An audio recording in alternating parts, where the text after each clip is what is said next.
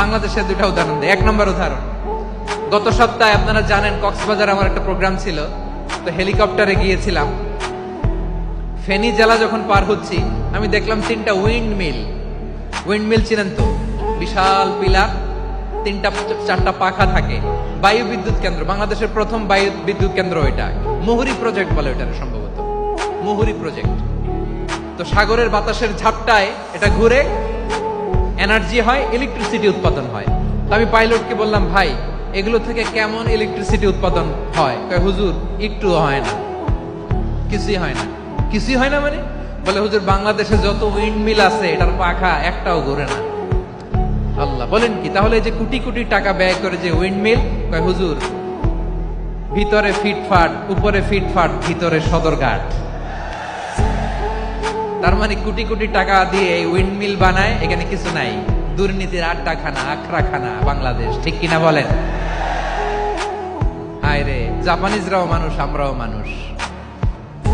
আমার এক নিকটাত্মীয় সরকারি চাকরিজীবী, উনি আমাকে বললেন, বাংলাদেশের আর একটা উদাহরণ দেখি। উনি আমাকে বললেন যে প্রতি বছর আমাদের অফিসের ফার্নিচার চেঞ্জ করে। আমি বললাম, প্রতি বছর ফার্নিচার চেঞ্জ করে কেন?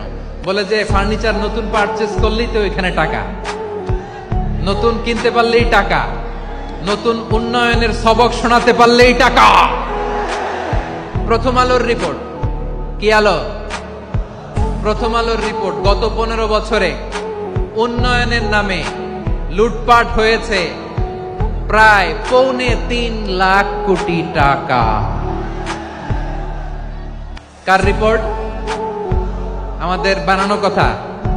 প্রথম আলোর রিপোর্ট। গত 15 বছরে কারা ছিল জানেন তো?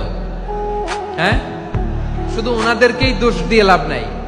স্বাধীনতার পর থেকে শুধু শাসকের হাত বদল হয়েছে, আমরা কিছু পাই নাই, ঠিক কিনা বলেন? শুধু ওনাদের দোষ দিয়ে কি লাভ?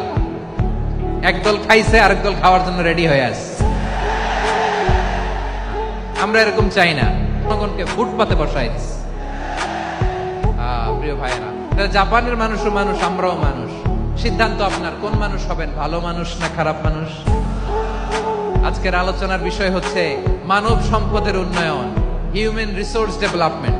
It's a process to increase the capacity of knowledge, skill, capacity of the people of a country. একটা দেশের মানুষের জ্ঞান, তাদের দক্ষতা কি করে বাড়ানো যায়, বাড়িয়ে দেশের উন্নয়ন করানো যায়, এটাই হচ্ছে মানব সম্পদ উন্নয়নের মূল কথা। তাহলে মানব সম্পদ হচ্ছে একটা দেশের সবচাইতে শক্তিশালী পুঁজি। প্রাকৃতিক সম্পদ